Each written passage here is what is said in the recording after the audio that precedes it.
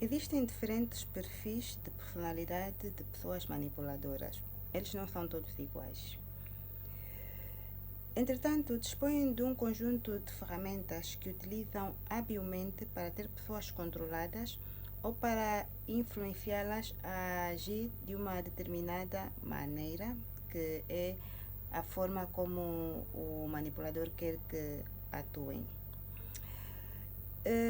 Os manipuladores não têm o mesmo grau de habilidade para o uso de uma ferramenta do que de outras, de modo que acabam utilizando mais habilidade que tenham mais jeito de usar.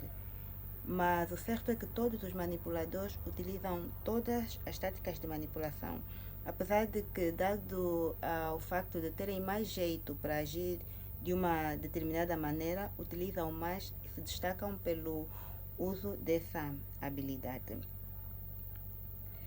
Entretanto, há algo que todos os manipuladores têm em comum, e por causa disso, todas as pessoas que foram vítimas ou que tiveram um relacionamento tão próximo com o manipulador ao ponto de serem percebidos por ele ou ela como um objeto, porque nós sabemos que os manipuladores não veem as pessoas como pessoas completas, mas sim como objetos para manobrar.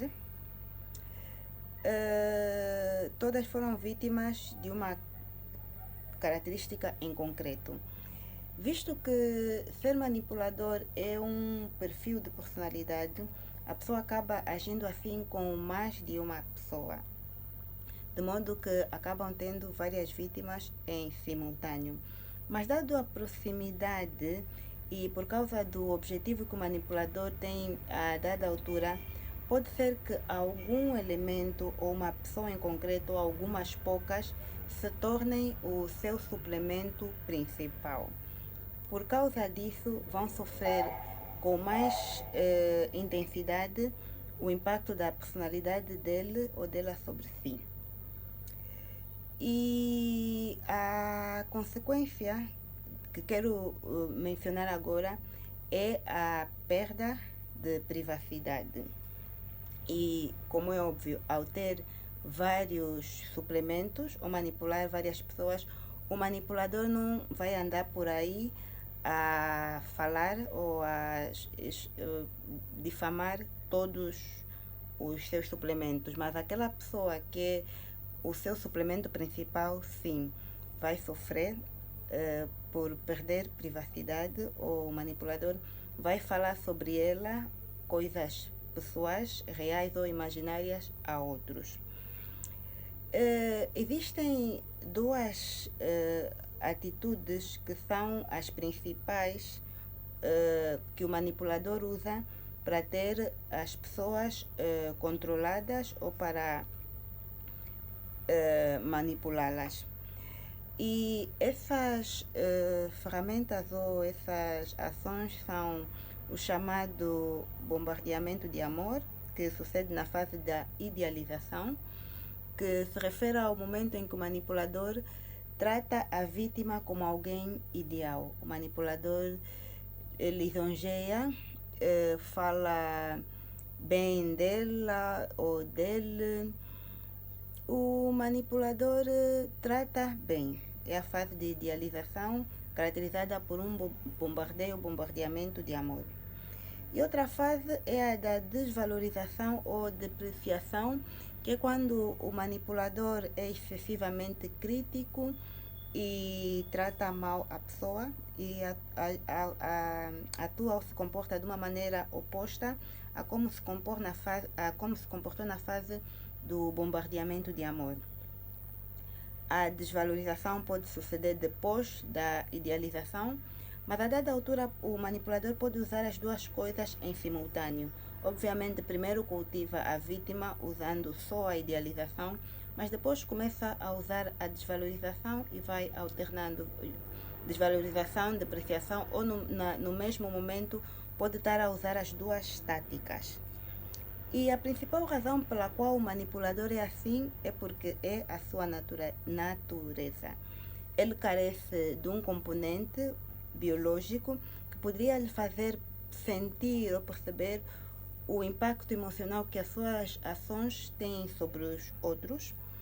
E essa diferença que existe entre ele ou ela e outros humanos faz com que o manipulador ou manipuladora seja uma pessoa de alguma maneira superior a outros. Isso porque se vir alguém como inimigo ou como um adversário, pode ser desmedidamente cruel, chegando a usar qualquer meio para atingir o seu fim. O manipulador não mede as consequências, sobretudo não mede os danos ou prejuízos que causa. Mas, ao mesmo tempo, essa mesma característica que lhe eleva também é a característica que lhe rebaixa, porque de alguma forma ele acaba não sendo um humano tão completo como os outros. Ele ou ela, ao carecer desse componente emocional, acabam tendo uma diferença com relação a outros que faz com que não possam ser considerados humanos completos no verdadeiro sentido da palavra. E é por isso que muitas vezes são tratados na literatura e muitos especialistas utilizam essa expressão para caracterizá-los, e é o termo depredador. O termo depredador costuma ser usado para animais que caçam e costuma também ser aplicado a pessoas manipuladoras, visto que a dada altura o seu comportamento pode parecer a de pessoas motivadas por instinto a satisfazer as suas necessidades, sejam biológicas, financeiras ou de qualquer ordem, sem considerar o impacto sobre outros. O manipulador, com essas diferenças, para ainda assim estar na sociedade e conseguir alcançar os seus objetivos, precisa que os outros indivíduos não o percebam como tal. E é por isso que os manipuladores terminam imitando bem as expressões ou comportamentos de pessoas que não são manipuladoras, de pessoas que são empáticas e pessoas completas. Ou seja, tal como uma pessoa empática ajuda, consola, encoraja, os manipuladores, mesmo até os mais insensíveis, também o fazem. Entretanto, não conseguem ocultar completamente a sua verdadeira natureza. Isso acaba ficando muito evidente aos olhos de quem ou da pessoa com quem tem um trato direto. E a dada altura é quase inevitável que surja algum conflito, não só pelo conflito de interesses, mas também porque as táticas ou a maneira como o manipulador se comporta pode, como é que se diz, ser realmente desconfortável para a vítima e podem surgir desacordos. Só que, diferentemente das pessoas normais, que entre elas também surgem desacordos, também expressam desagrado, os manipuladores precisam que outras pessoas se apercebam do assunto. Não é necessariamente porque se sentem incapazes de resolver os assuntos de maneira direta ou porque não têm habilidades de comunicação ou algo pelo estilo. Não. Na realidade, os manipuladores precisam mesmo de construir uma imagem pública para eles. Por que isso sucede? É efetivamente por causa da diferença que existe entre eles e outros. Além de exagerar, distorcer informação, o manipulador também precisa de propagar o assunto. Porque essa característica humana, ser afável, gentil, empática, é o que nos torna pessoas realmente agradáveis no contacto com outros e que nos permite ter relações harmoniosas e equilibradas. E acaba sendo o que, para o humano ou para a pessoa algo que podemos chamar de luz. É a luz que cada um de nós tem dentro de nós e que os outros acabam percebendo. E ao não ter essa característica, o manipulador prefere ou tem como recurso apagar a luz da pessoa, do companheiro ou daquela pessoa com quem tem o trato direto, e dessa forma parecer que é humano.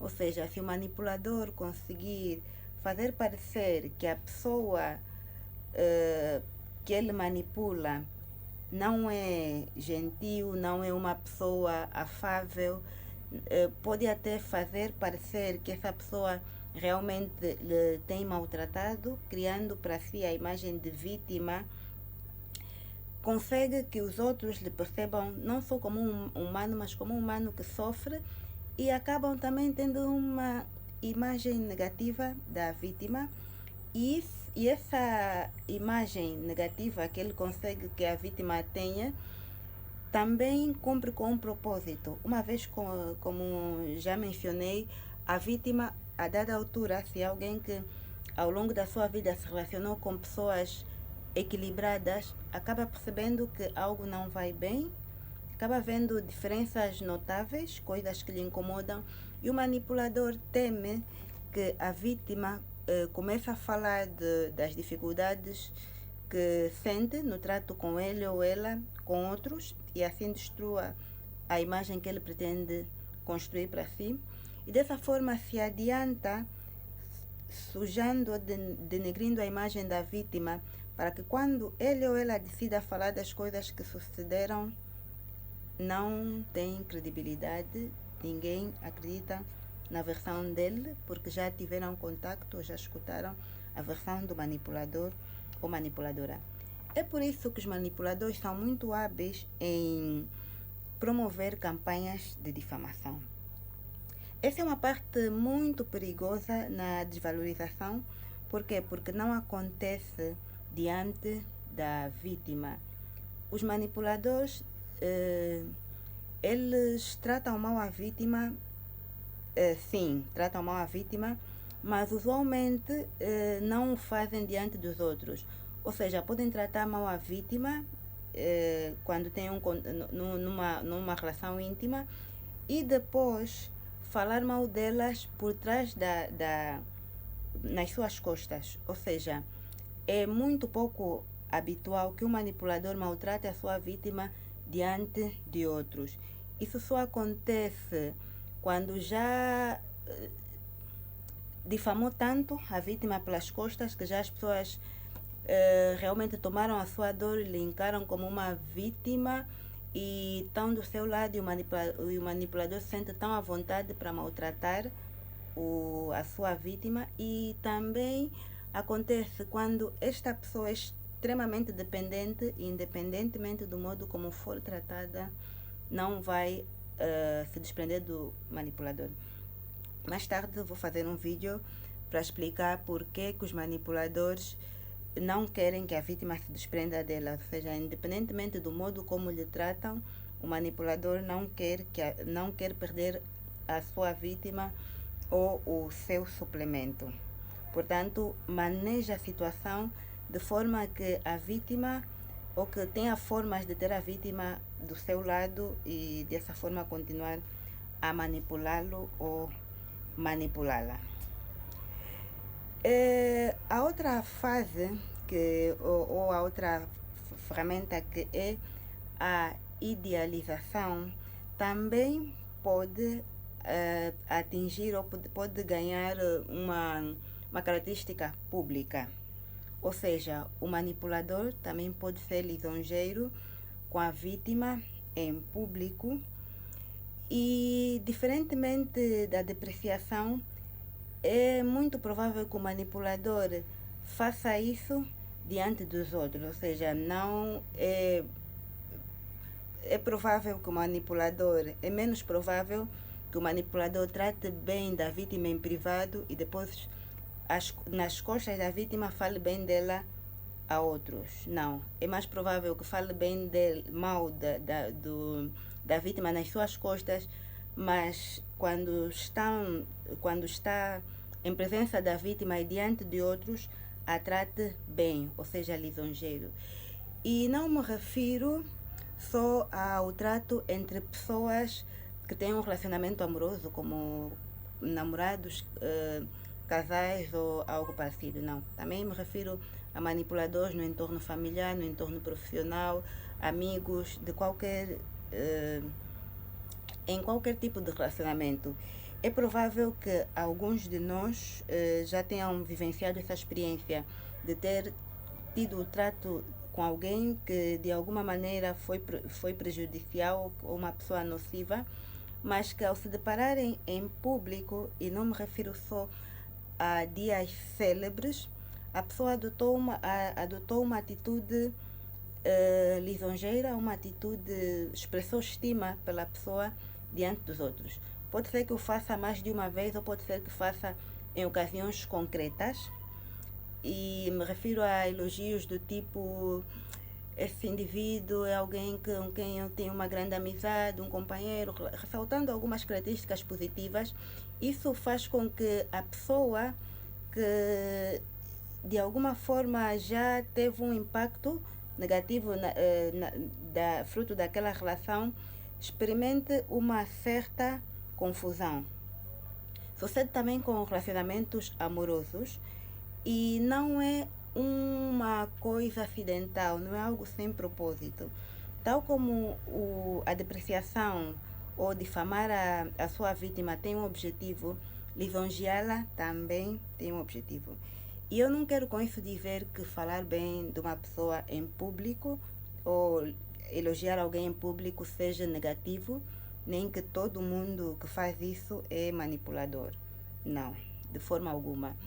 Entretanto, estamos a falar de um perfil de personalidade composto por várias características e que, obviamente, alterna uma característica com outras. Não estamos a analisar um aspecto isolado, mas estamos a analisar essa característica em conjunto com a outra. Estamos a falar de alguém que é nocivo ou que de alguma forma nos prejudicou de alguma maneira, mas que com cara limpa diante dos outros assume uma atitude afável que pode ser de certa forma inesperada para nós. Por que isso sucede? Tem várias razões, mas eu vou listar apenas duas nesse vídeo. Uma delas é o reforçamento intermitente. Quando falamos de reforçamento intermitente, nos referimos a um bombardeio de amor que é feito depois da desvalorização da vítima. O vínculo traumático começa com um bombardeamento de amor ou a idealização, mas depois se passa para a fase de depreciação. Entretanto, quando a depreciação começa, a vítima passa a ter contato com a natureza do manipulador e é provável que ao sentir o impacto negativo daquelas ações, começa a sentir um desconforto.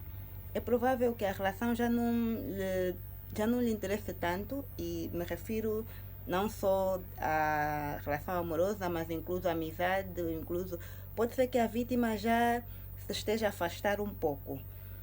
E nessa fase, se o manipulador, como é próprio de si, deseja dar continuidade ou manter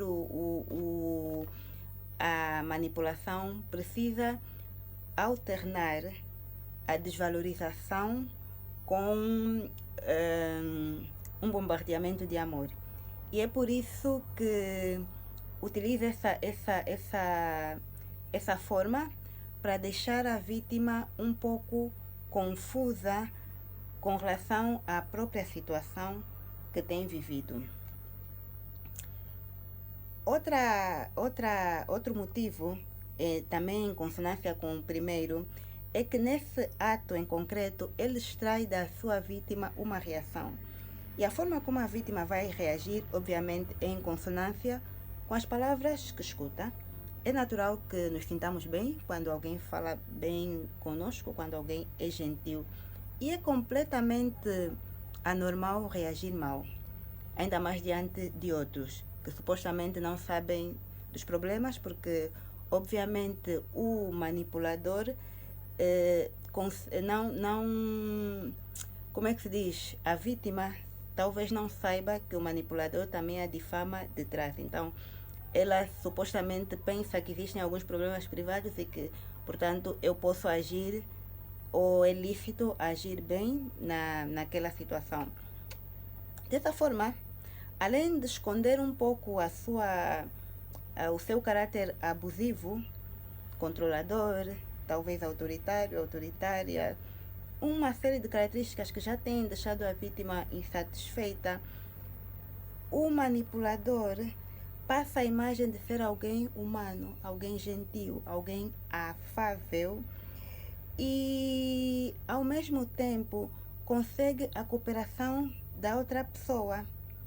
Ou seja, a vítima, que já não tem muita credibilidade porque foi difamada, agora passa a ter menos, porque o manipulador parece ou se apresenta como alguém com encanto diante dos outros.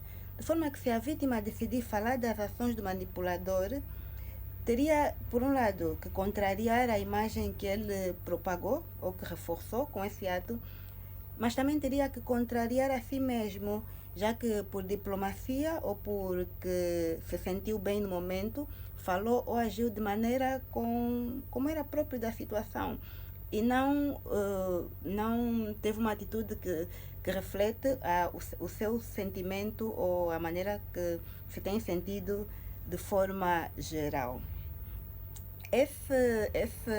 Dessa maneira, a vítima monta uma peça teatral instantaneamente, utiliza a pressão social como recurso para levar o manipulado, o manipulador monta a peça teatral diante dos outros e consegue criar uma pressão social para que a vítima coopere com o teatro. Entretanto, esse cenário, essa cena, mais tarde poderá ser usado contra ele ou ela, uma vez que, se realmente se sente desconfortável, acaba sendo incoerente o que ele falou ou o que ele tem vivido e a maneira como ele tem agido. E é verdade que para uma pessoa, no dia a dia, nós não vamos por aí analisando a vida das pessoas, nós não vamos, como é que se diz, fazendo juízo do que é público e do que é privado. Então, o que nós tomamos como referência é aquilo que vemos, e a vítima sabe muito bem disso e sabe que é possível criar não só um conflito interno no manipulador, mas também nas pessoas em volta que observam. Isso acaba sendo uma ferramenta nas mãos dele ou dela, porque outro objetivo que o manipulador tem também para dar continuidade com o ciclo de abusos é fazer parecer que a vítima é um pouco irracional.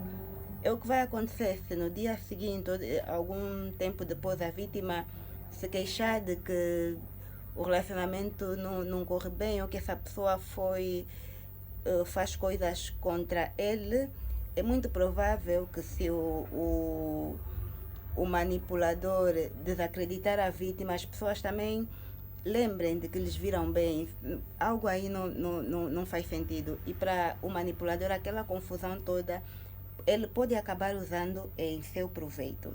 Portanto, uma das razões pelas quais a pessoa manipuladora considera de grande importância não só falar depreciativamente ou difamar a sua vítima, por um lado, e por outro lado também falar bem ou apreciá-la ou lisonjeá-la em público, tem a ver, por um lado, com o seu desejo de ocultar a sua verdadeira natureza e de alguma forma criar uma imagem pública para si, mas também porque é uma forma de conseguir aliados dentro dos observadores para ter a vítima em sujeição. E obviamente consegue, não só porque reforça a imagem que ele ou ela deseja criar para si, mas também porque consegue extrair do manipulador uma reação do manipulado, uma reação que está em concordância com o seu propósito.